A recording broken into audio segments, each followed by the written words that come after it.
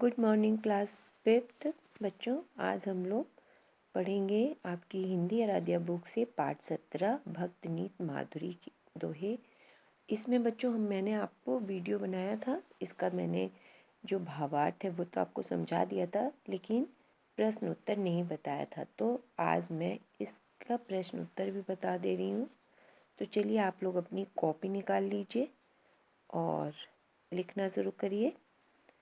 भगवान, इसका देखिए पहला प्रश्न है, भगवान से बड़ा कौन होता है और क्यों। तो इसका जो दोहा आप लोगों ने किया था, मैंने बताया था ना, आपको उसका वो बताया था आंसर, इसमें जो भावार्थ बताया था उसमें ही इसका उत्तर निकल आएगा बच्चों। भगवान से बड़ा कौन होता है? तो भगवान से बड़ा गुरु होता है, क्योंकि गुरु ही हमें भगवान के बारे में बताता है, उनके बारे में बताता है और हमको रास्ता दिखाता है। तो आपको यही आंसर लिखना है कि गुरु भगवान से बड़ा होता है, क्योंकि गुरु ही भगवान के विषय में बताता है। ठीक है।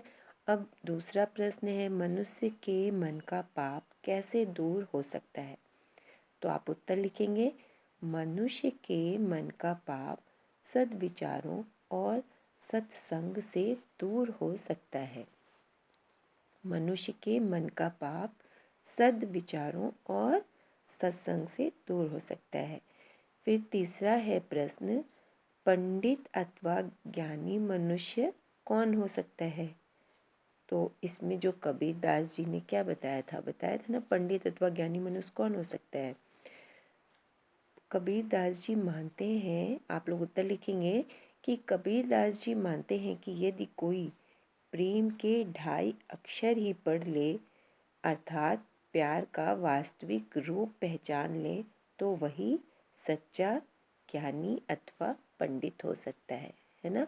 इसमें था ना ये वाला दोहा, पोथी पढ़ पढ़ जग मुआ, पंडित भया न कोई। मतलब पोथी पढ़ने से कोई पंडित और ज्ञानी नहीं हो सकता है। तो उन्होंने क्या कहा था, 2.5 अक्षर प्रेम का पढ़े सो पंडित हो।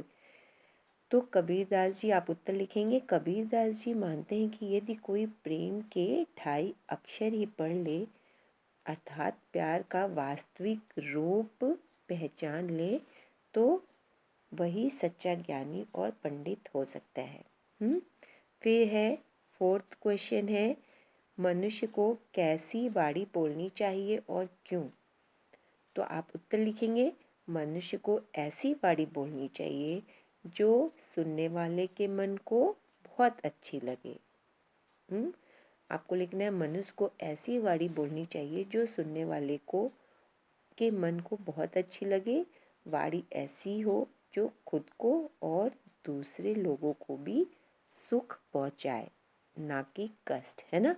वाणी ऐसी होनी चाहिए जो अपने और दूसरे को भी सुख पहुंचाए। ठीक है।